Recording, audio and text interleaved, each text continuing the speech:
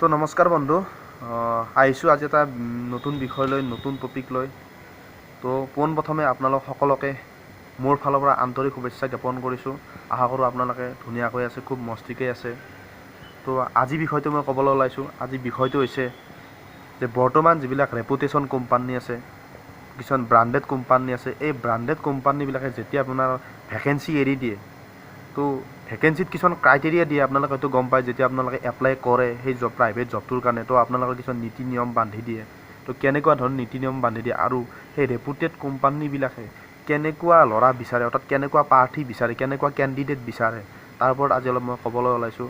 আৰু ভিডিঅ'টো আপোনালোকৰ যদি ভাল লাগে তো আপোনালোকে লাইক কৰি দিব। তো ঠিক আছে, আৰম্ভ কৰিছোঁ, বেছি দেৰি নকৰোঁ। তো বৰ্তমান সময়ত আমাৰ যিবিলাক প্ৰতিষ্ঠিত কোম্পানী আছে, প্ৰতিষ্ঠিত কোম্পানী আপোনাৰ কোনবিলাক কোম্পানী? আপোনাৰ বৰ্তমান আপুনি গম পায় জিঅ', ৰিলায়েন্স জিঅ', এয়াৰটেল আৰু এনেকুৱা যিবিলাক ৰেপুটেশ্যন, যেনেকৈ ৰিবকৰ বৰ্তমান খুব ভাল হয়। আৰু যেনেকৈ ধৰা কেনেকুৱা কিছুমান মানে বহুত ধৰণৰ ব্ৰেণ্ডেড কোম্পানী আছে, মই গোটেইবিলাকৰ নাম ক'বলৈ নাযাওঁ। তো সেইসকলে যেতিয়া আপোনালোকৰ ভেকেঞ্চি এৰি দিয়ে, তো কোম্পানীয়ে প্ৰথমতে আপোনালোকৰ পৰা কেনেকুৱা ধৰণে মানে সেই বিচাৰে, আপোনাৰ যে ক্ৰাইটেৰিয়াটো বিচাৰে, অৰ্থাৎ মানে প্ৰাৰ্থীজন, কেণ্ডিডেট যেতিয়া মানে ভেকেঞ্চিটো দিয়ে, তো আপুনি এপ্লাই কৰিব বিচাৰে। তো এপ্লাই কৰাৰ চোৱাতে আপুনি যেতিয়া এপ্লাই কৰিব বিচাৰে, যেতিয়া এডভাৰটাইজটো পায়, তো তেতিয়া আপোনালোকে প্ৰথম চায়েই আপোনালোকৰ প্ৰব্লেম হয় কি, কেনেকুৱা ধৰণৰ যে এইটো মোৰ এক্সপিৰিয়েঞ্চৰ ভিতৰত নাই, মই এই জবটো নাপামেই। তো তেওঁলোকে ইমান কিছুমান মানে এক্সপিৰিয়েঞ্চ বিচাৰে। আৰু কিছুমান তাৰ ভিতৰত কিছুমান থাকে যেনে ফ্ৰেছাৰ জব, মানে নতুনকৈ যদি আপুনি যায়, তো আপুনি ফ্ৰেছাৰৰ কাৰণে এপ্লাই কৰিব পাৰে। তো ফ্ৰেছাৰৰ কাৰণে আপুনি যেতিয়া এপ্লাই কৰিলে, তো তেতিয়া কোম্পানীটো আপোনাৰ ওপৰত কি কোৱালিটি বৰ্তমান মেইনটেইনছ কৰে, মেইনলি কৈছোঁ, বহুত লাগে, তথাপি মই দুটা মেইন টপিকৰ ওপৰত কৈছোঁ। মানে কি দুটা বস্তু আপোনাৰ থাকিলে আপুনি ফ্ৰেছাৰ হ'লেও আপুনি তেনেকুৱা ধৰণৰ ব্ৰেণ্ডেড কোম্পানীত জব এটা পাব। তো কৈ দিছোঁ যে প্ৰথম কথা, আপুনি যেতিয়া যিকোনো মানে ইণ্টাৰভিউ দিবলৈ যাব, তো প্ৰথমে আপুনি আপোনাৰ স্কিল যিটো ডেভেলপমেণ্ট, অৰ্থাৎ আপুনি যিটো লেংগুৱেজ, মানে যিটো আপোনাৰ লেংগুৱেজৰ মানে দক্ষতা, আপুনি ধৰক মানে হিন্দী বা ইংৰাজী যিটোতে হওক, আপোনাৰ যিটো ভাষাৰ ওপৰত এক্সপ্ৰেছ, সেইটো আপুনি খুব ধুনীয়া শুদ্ধকৈ আপুনি ক'ব পাৰিব লাগিব। 2 নম্বৰ কথা, আপোনাৰ বৰ্তমান সময়ত অতি সকলোতকৈ গুৰুত্বপূৰ্ণ হৈছে কম্পিউটাৰ এডুকেশ্যন। হয়তো আপোনালোক প্ৰত্যেকে জানে, হয়তো বহুতে শিকিছেও, যে বৰ্তমান চবতকৈ এচেঞ্চিয়েল, চবতকৈ লাগতিয়াল বস্তুটো হৈছে কম্পিউটাৰ। আৰু কম্পিউটাৰ যদি বৰ্তমান সময়ত হয়তো আপোনাৰ নাথাকে, তো আপুনি হয়তো ভাল জবৰ পৰা আপুনি বঞ্চিত হ'ব, ভাল কামৰ পৰা বঞ্চিত হ'ব। তো বৰ্তমান সময়ত এই দুটা বস্তুৰ ওপৰত বেছিকৈ প্ৰাধান্য দিয়ে। 3 নম্বৰত আপোনাৰ প্ৰাধান্য দিয়ে আপোনাৰ, মই আগৰ ভিডিঅ' এটাত মানে কৈ দিছিলোঁ তো 3 নম্বৰ প্ৰাধান্য দিয়ে আপোনাৰ ড্ৰেছ পাতিৰ ওপৰতো আমাৰ বহুতখিনি আপোনাৰ মানে সেই নিৰ্ভৰ কৰে।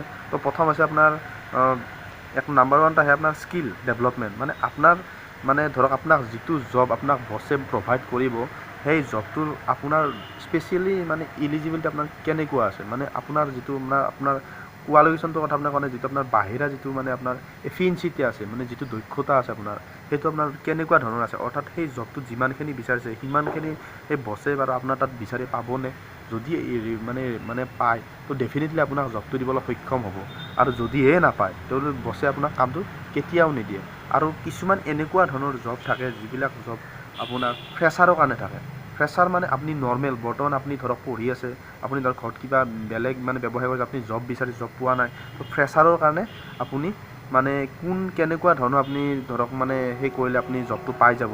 তো প্ৰথমতে কৰিছোঁ, যদি আপুনি ফ্ৰেছাৰ হয়, আপুনি আগতে ইণ্টাৰভিউ দিব নাই, তো প্ৰথমে আপুনি নিজৰ স্কিলটো ডেভেলপমেণ্ট কৰক। স্কিলটো মানে ধৰক আপোনাক মানে বৰ্তমান সময়ত মানে সকলোতকৈ বেছি গুৰুত্ব প্ৰদান কৰে যিটো আমাৰ ইংলিছ এডুকেশ্যন, মানে স্পকেন ইংলিছৰ যিটো ক'ৰ্চ আছে। আপুনি হয়তো এটা এমহীয়া যদি স্পকেন ইংলিছৰ ক'ৰ্চ পাইছে, ক'ৰ্চ এটা আপুনি লৈ ল'ব পাৰে আপোনাৰ সুবিধাৰ কাৰণে। আজিকালি সকলোতে ল'ব পাৰে এইটো আপুনি।